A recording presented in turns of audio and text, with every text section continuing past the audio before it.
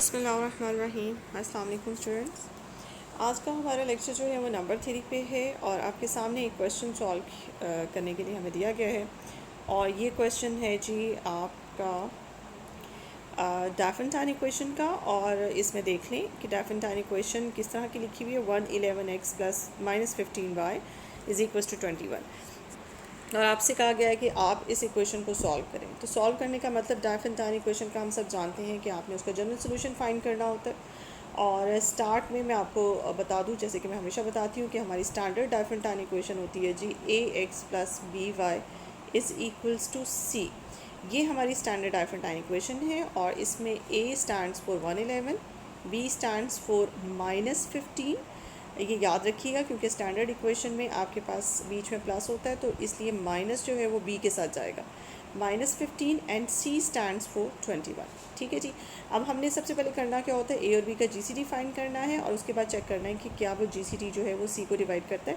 और जो भी जीसीडी आपके पास ए और बी का आएगा उस जीसीडी को हम ए और बी के जीसीडी को हम डी से रिप्रेजेंट करेंगे, ये याद रखिएगा। तो डी जहाँ भी इस्तेमाल होगा उसका मतलब होगा ए और बी का जीसीडी। तो ये है जी आपके पास हमने 111 और 15 का जीसीडी फाइंड करेंगे जो यूक्लिडियन एल्गोरिदम से। अब यूक्लिडियन एल्गोरिदम हमारे पास क्या है, आपने 111 जो कि बड़ा नंबर है उसको 15 से डिवाइड किया तो आपके पास जो डिवीजन एल्गोरिदम बनता है वो आपके सामने लिखा हुआ है क्वेश्चन नंबर 2 में। ठीक है जी। अच्छा जी, क्वेश्चन नंबर 2 में क्या है, आपने 111 को डिवाइड किया 15 से तो क्वोशंट आपके पास 7 और रिमाइंडर आपके पास 6 आता है। इसके बाद इस डिवाइज़र 15 को आपने इस रिमाइंडर से डिवाइड किया तो आपके पास 6 से डिवाइड करने के बाद जो आपके पास क्वोशंट आता है वो 2 आता है और रिमाइंडर 3 आता है। और नेक्स्ट में इस रिमाइंडर से इस क्वोशंट 6 को डिवाइड करने से आपके पास रिमाइंडर 0 आता है। तो जिस इक्वेशन में रिमाइंडर 0 आए उससे सेकंड लास्ट इक्वेशन जो होती है उसका रिमाइंडर आपके इन दो नंबर्स का जीसीडी होता है। तो 111 और 15 का जो जीसीडी आया वो 3 आया है। उसके बाद जो सेकंड स्टेप होता है वो ये होता है कि आपने जो भी जीसीडी आया है ए और बी का उससे चेक करना है कि क्या वो जीसीडी आपके राइट हैंड साइड पे लिखे हुए सी को डिवाइड करता है। तो 3 डिवाइस चूँकि 21 है दैट्स वाई आप यहाँ पे चेक कर सकते हैं कि 3 जो है वो 21 को डिवाइड करता है। और अगर ये हो जाता है तो फिर according to the standard rule आपकी ये डाफेंटाइन इक्वेशन सॉल्वेबल है। अगर ये डाफेंटाइन इक्वेशन सॉल्वेबल है तो फिर आप इसे स्टार्ट करने की कोशिश करते हैं। और अगर इस स्टेज पे आपका जीसीडी जो है वो इन दो नंबर्स का आपके राइट हैंड साइड सी को डिवाइड नहीं कर पाता तो फिर आप यहीं पे कह देंगे कि आपकी डाफेंटाइन इक्वेशन सॉल्वेबल नहीं है और मज़ीद सॉल्व करने की ज़रूरत नहीं है। अब नेक्स्ट आपके पास क्या है, यही इक्वेशन नंबर 2 और 3 को हम यूटिलाइज़ करेंगे और इनको यूटिलाइज़ करके हम अपनी ओरिजिनल जो डाफेंटाइन इक्वेशन है ये बनाने की कोशिश करेंगे। इक्वेशन 3 से स्टार्ट करते हैं। इक्वेशन 3 में चूँकि आपके पास जीसीडी पड़ा हुआ है 3 को सेपरेट किया और बाकी तमाम नंबर्स को राइट हैंड साइड पे शिफ्ट किया, आपके पास ये चीज़ बनी। उसके बाद जो इससे ऊपर वाली इक्वेशन है उसमें हमारे पास रिमाइंडर है 6। उस रिमाइंडर की वैल्यू लिखी जो कि बनती है 111 - 15 × 7 और बाहर है मल्टीप्लाइड बाई 2। इसको खोला और खोलने के बाद आपके पास ये सिचुएशन है। ठीक है जी। और फिर इसको मज़ीद सिंप्लीफाई किया और सिंप्लीफाई करने के बाद हम देखते हैं कि 3 इज़ इक्वल टू 15 × 15 - 111 × 2। इसमें हमने 111 और 15 को बाहर रखा और इनके जो कोफिशिएंट्स हैं उनको ब्रैकेट में कर दिया। अब ये इक्वेशन क्या हमारी ओरिजिनल डाफेंटाइन इक्वेशन बन गई है? अभी नहीं बनी, क्योंकि हमारी ओरिजिनल डाफेंटाइन इक्वेशन में लेफ़्ट हैंड साइड पे 111 और -15 के साथ इसके राइट हैंड साइड पे 21 है, जबकि हमारे पास यहाँ पे 111 और 15 के साथ लेफ़्ट हैंड साइड पे 21 नहीं है, 3 है। इस 3 को 21 बनाने के लिए आपको 7 से दोनों तरफ मल्टीप्लाई करना पड़ेगा और मल्टीप्लाई करने के बाद आप ये देख सकते हैं कि आपके पास राइट हैंड साइड पे 111 का जो कोफिशिएंट है -14 और 15 का कोफिशिएंट जो है 105 बना। ठीक है। तो अब ये इक्वेशन आप इसे अपनी ओरिजिनल डाफेंटाइन इक्वेशन से टैली कर सकते हैं। ये देखिए जी,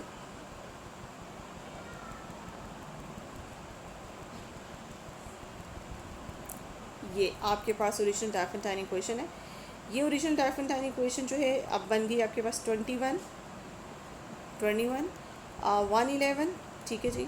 और 111 x की जगह आपके पास आएगा -14 और अगर आप बीच में यहाँ माइनस डालना चाहें तो आप, अभी तो मैंने प्लस में लिखा है, आप माइनस डालना चाहें तो 15 × -105। तो आपके पास जो इक्वेशन आप मैच करते हैं तो आपके पास इक्वेशन बनती है 21 इज़ इक्वल्स टू 111 और -14 और अगर आप माइनस निकालें तो 15 इंटू माइनस 105, तो आपके पास जो एक्स नॉट आता है वो आपके पास 111 का कोफिशिएंट है और जो वाई है वो आपके पास 15 का कोफिशिएंट है।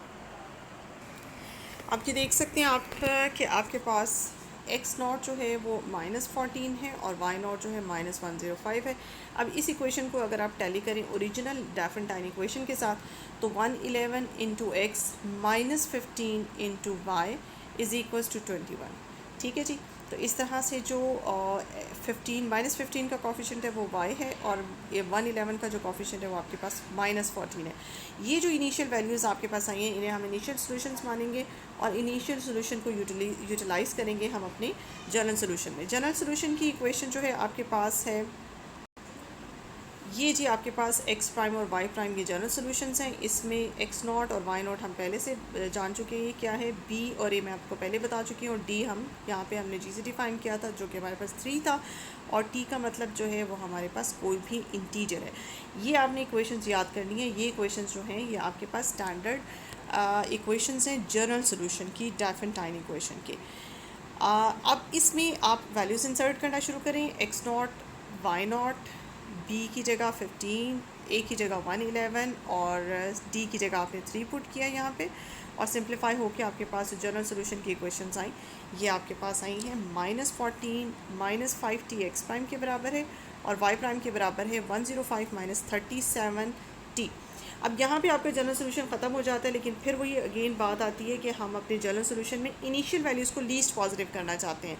उसके लिए हमने t की -3 इंटेग्रल वैल्यू सेलेक्ट की। अगर हमने देखा कि -t यहाँ पे पुट किया जाए तो -t यहाँ पुट करने से हमारे पास x प्राइम का आंसर आता है जी 1 और y प्राइम का आंसर आता है 6, और ये जो आंसर्स हैं ये लीस्ट वैल्यूज़ हैं x प्राइम और y प्राइम की और पॉजिटिव वैल्यूज़ हैं, और लीस्ट और पॉजिटिव वैल्यू हम कोशिश करते हैं एक्स प्राइम और वाई प्राइम की बनाए।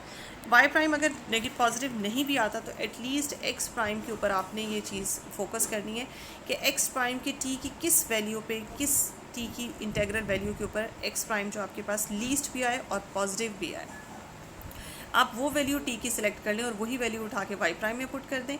इससे आपके पास जो भी वाई प्राइम की वैल्यू आएगी वो आपने एक्सेप्ट करनी है। अब ये जो वैल्यूज़ आई हैं ये जो कि हम इन्हें लीस्ट पॉजिटिव मानते हैं, अब हम इन्हें रीअरेंज करते हैं एक्स नॉट और वाई नॉट को, क्योंकि हमारी जो इनिशियल एक्स नॉट थे वो -14 और वाई नॉट -105, ये काफ़ी बड़े इंटीजर्स थे और नेगेटिव भी थे। अब जो हमारी इंटीजर्स के आंसर आए हैं एक्स प्राइम और वाई प्राइम का, वो आया है जी 1 और 6। इनको हम इनिशियल वैल्यू मानेंगे और अपनी इनिशियल वैल्यूज़ को इनके साथ रिप्लेस करेंगे। ठीक है जी। अब हम रीअरेंज करते हैं। नई हमारी इनिशियल वैल्यूज़ आई हैं एक्स नॉट और वाई नॉट 1 और 6, और इसके अकॉर्डिंग आपका जनरल सोल्यूशन भी चेंज हो जाएगा। जनरल सोल्यूशन में जहाँ एक्स नॉट और वाई नॉट है वहाँ -14 और 105 के बजाय आप 1 और 6 पुट करेंगे। ये है जी आपके पास फाइनल सोल्यूशन। आपके पास जनरल सोल्यूशन पहले भी आ चुका था, लेकिन इस वक्त जो आपके पास जनरल सोल्यूशन है आपको बुक के आंसर में यही मिलेगा।